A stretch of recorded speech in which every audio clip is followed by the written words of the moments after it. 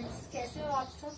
Welcome to my YouTube channel. My name is Preeti and अगर आप मेरे चैनल पे न्यू हो तो लाइक एंड सब्सक्राइब करना ना भूलें ताकि आपको मेरी नेक्स्ट वीडियो की नोटिफिकेशन टाइम टू टाइम मिलती रहे।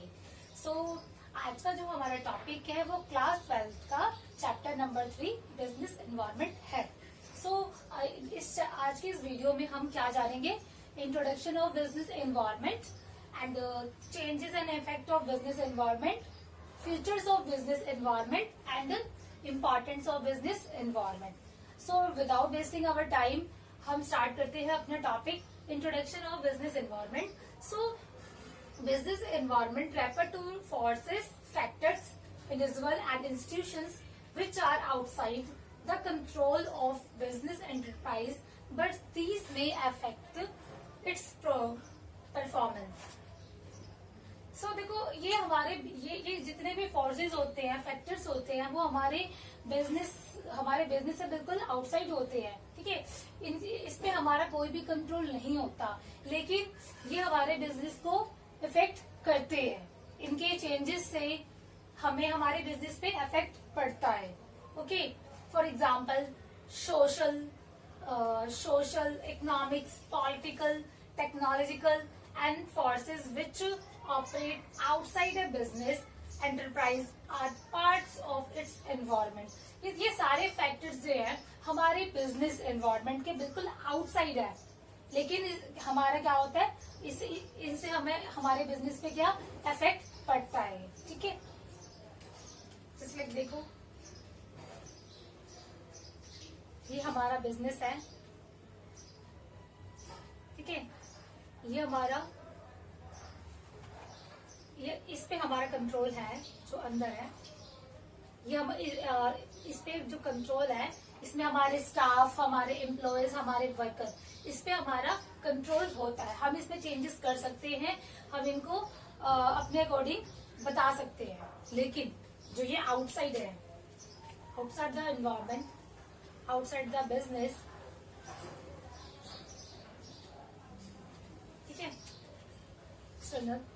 इन पे हमारा कंट्रोल नहीं है।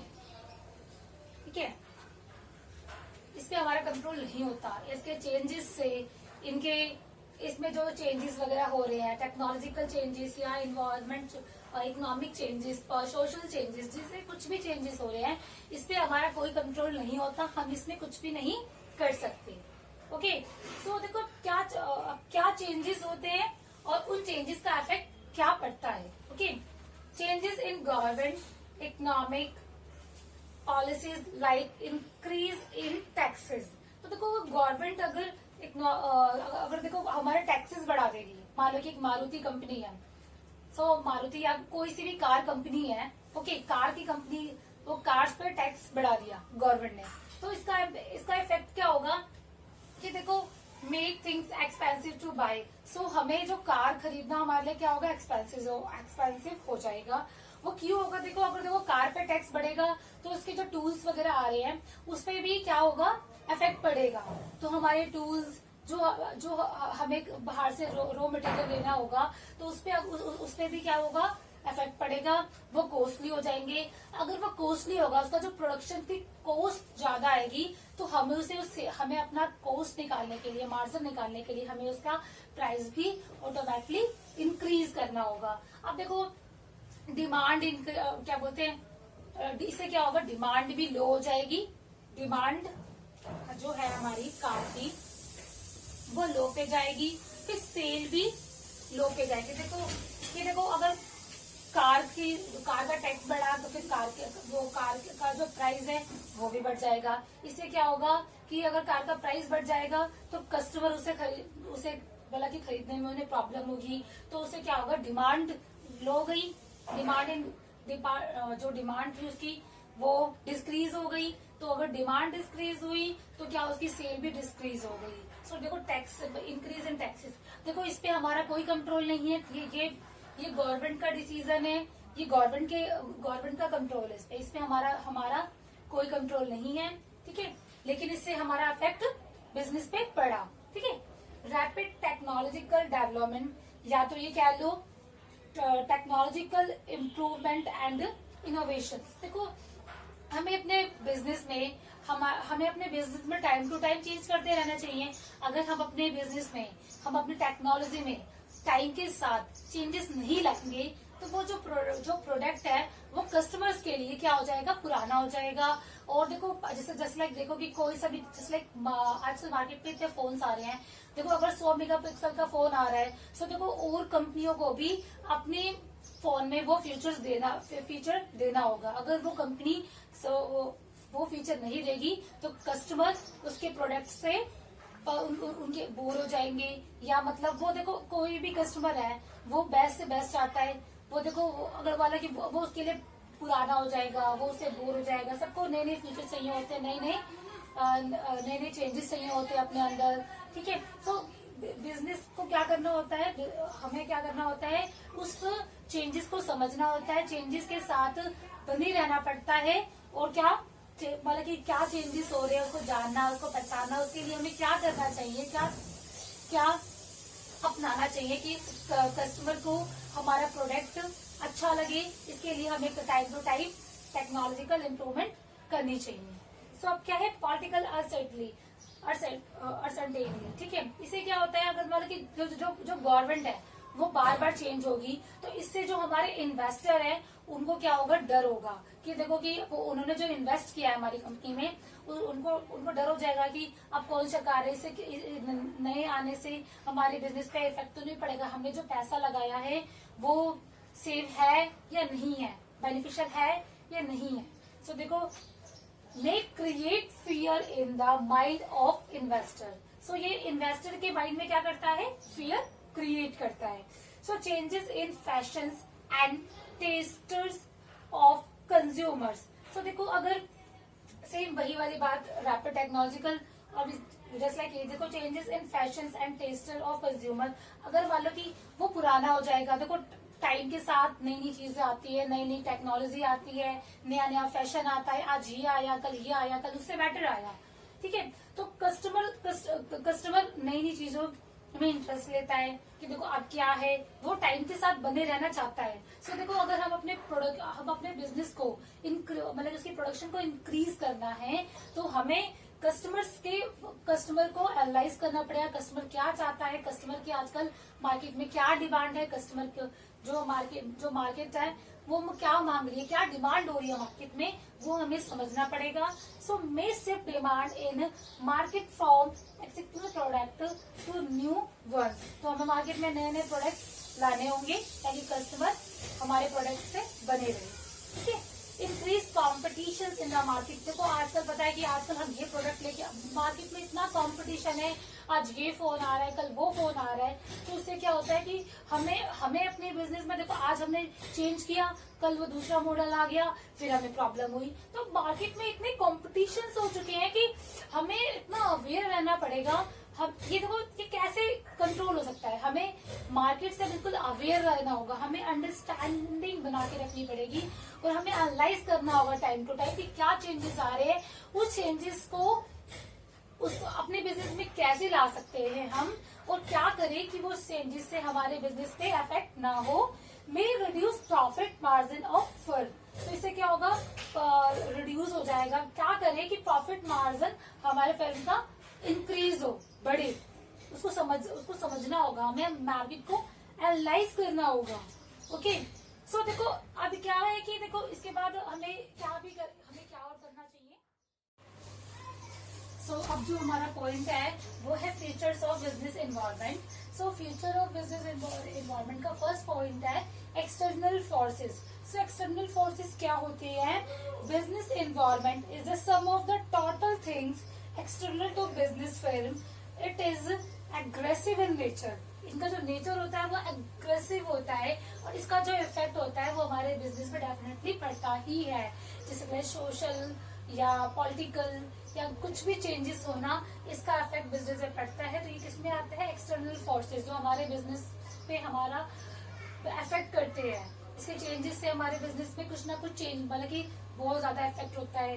ओके, तो सेकंड पॉइंट क्या है, specific and general forces.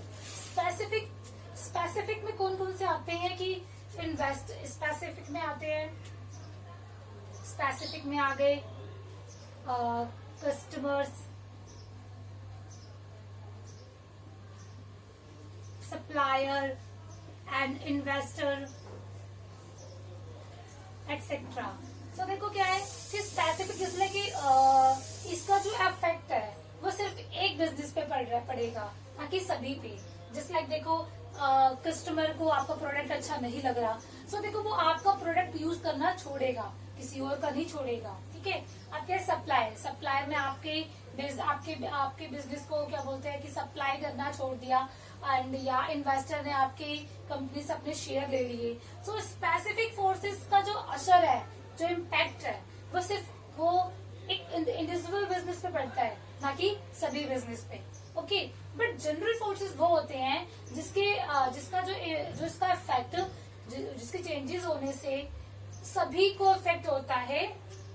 Just like ये टैक्सेस, कुछ इनोवेशन, ठीक है, कि या कोई चीज एकदम से बंद हो जाना, उस पर बैन हो जाना कि ये चीज नहीं, इस चीज का प्रोडक्शन नहीं होगा। सो देखो, इसका जो जनरल फोर्सेस होते हैं उसका इफेक्ट सब पे पड़ता है। अगर मान लो कि लाइक कि किसी बुक पे या किसी भी इलेक्ट्रॉनिक सामान पे कि हर साल जैसे कि उस पे टैक्सेस बढ़ जाना, तो इसका जो असर होगा सभी गैजेट्स पे पड़ेगा, सभी इलेक्ट्रॉनिक्स पे पड़ेगा। सो ठीक है। अब क्या है, इंटर रिलेटेड, ठीक है, इंटर रिलेटेडनेस। ठीक है। इसमें क्या होता है कि इंटर रिलेटेड में डिफरेंट एलिमेंट्स और parts of business environment are closely inter related. For example, people can purchase better quality goods and services which will improve their quality of the life, social environment, because their incomes are rising, economic environment. So देखो इसमें क्या है कि जो changes होते हैं इसमें, जो आप कोई सा भी कस्टमर है वो अपनी हेल्थ को लेके बहुत ही अग्रेसिव होता है, और उसे सबको चाहिए कि देखो कि एग्जाम्पल इंक्रीज लाइफ एक्सपेक्टेंसी, कि देखो सबको अपनी लाइफ को लेके बहुत हाइजीनिक होना पड़ता है कि ये हेल्थी है, ये अनहेल्थी है, और कस्टमर्स के लिए कि उसके हेल्थ के अकॉर्डिंग प्रोडक्ट मार्केट में लेके आने से, कि जूस लाना या उसकी हेल्थ के लिए कुछ भी नए प्रोडक्शन करना। ठीक है। अच्छी सर्विसेज देना, लाइक डाइट कॉक, जिससे कि हमारे कहते हैं वो कॉक नुकसान करती है। अब कंपनी ने क्या किया, वो कॉक की जगह डाइट कॉक लाए, ताकि पीपल्स उनको यूज करने से पहले सोचना ना पड़े ये हमारी हेल्थ पे क्या असर पड़ेगा। जैसे कि देखो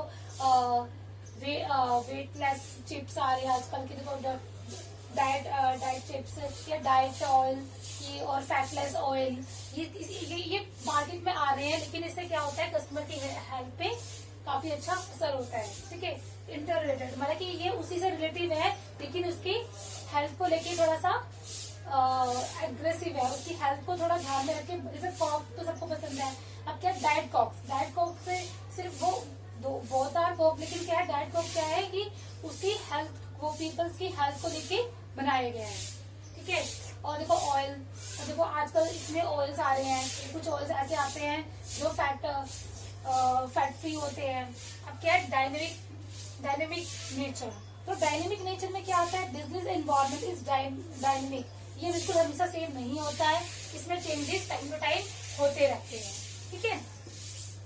सो क्या चेंजेस होते हैं कि देखो in terms of technological improvement, की टाइम टू टाइम टेक्नोलॉजी में कुछ इम्प्रूवमेंट करना होता है, and changes in fashion and taste of customers and entry of new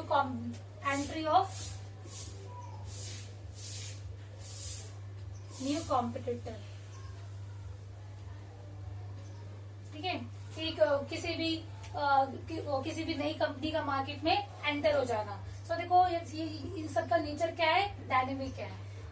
अनसर्टेनली, ठीक है, अनसर्टेनली में क्या, it is very difficult to predict future. की इसमें क्या बताता है कि अपने फ्यूचर को प्रिडिक्ट करना कि कब कौन सी कंपनी क्या बना देगी, आपको नहीं पता। आप जैसे आपका फोन की कंपनी है, ठीक है, कब कौन सा फोन, मतलब क्या न्यू फ्यूचर अपने फोन में लेके आ रहा है, क्या कौन सा न्यू मॉडल लेके आ रहा है, आपको नहीं पता। लेकिन हमें अपनी लेकिन उससे क्या हमारे बिजनेस पे अफेक्ट होगा, हमारे फोन की कंपनी में क्या इफेक्ट होगा, हमें ये सब पहले से जानना होगा। अगर वो उस इफेक्ट से बचने के लिए हमें उस टाइम पे क्या करना होगा, क्या स्टेप लेना होगा, वो पहले से ही हमें प्लान करना होता है।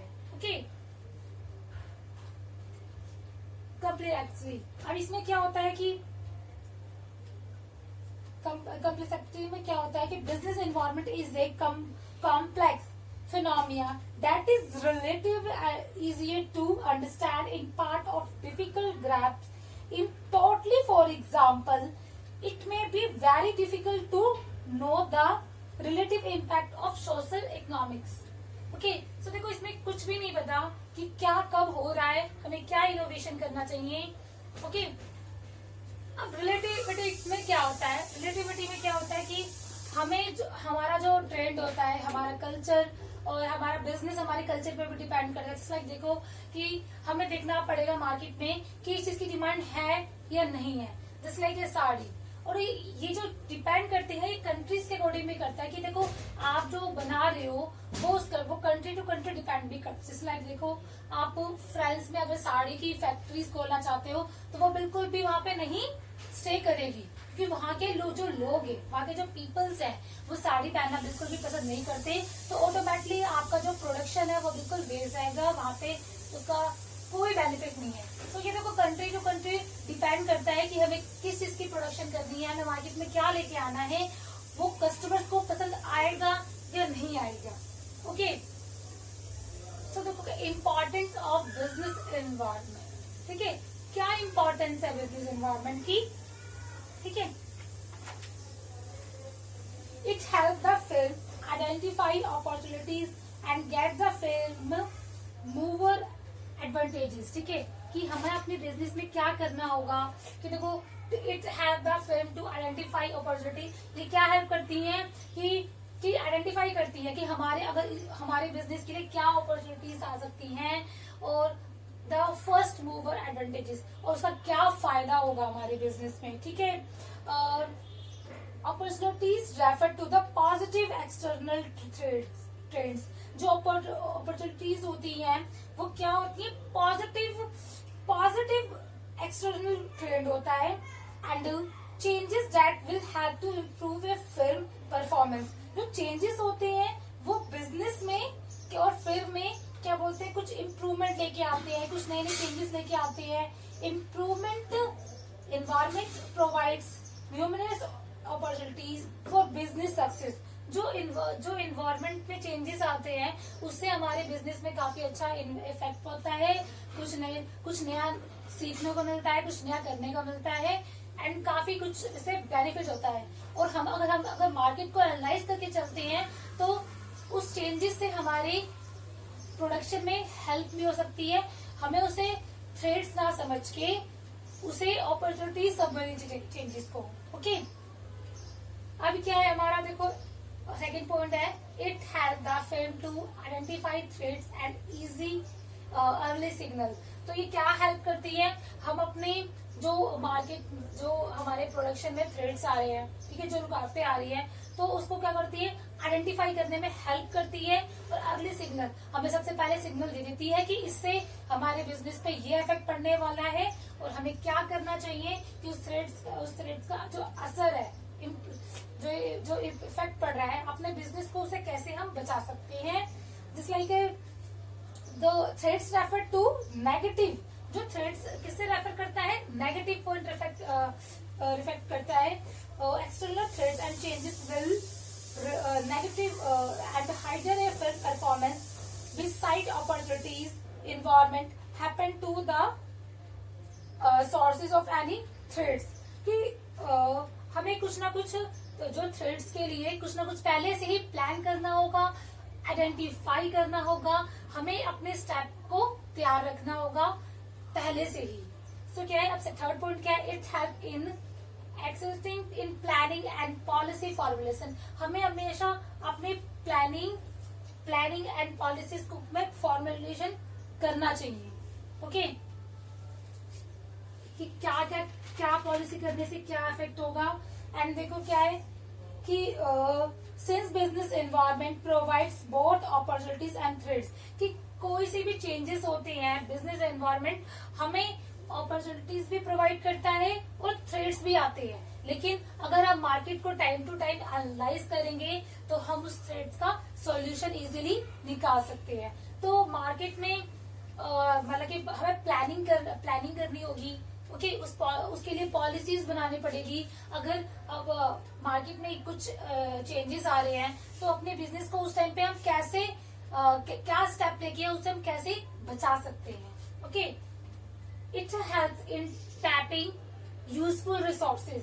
तो हमें जो रिसोर्सेज को कैसे उसे कैसे यूज करना है। ओके, सो हमें जैसे कि business film assemble various resources call inputs like finance, कि देखो हमें क्या करना होगा। जैसे कि मान लो कि मैन्युफैक्चरर है, सोसाइटी है, ठीक है।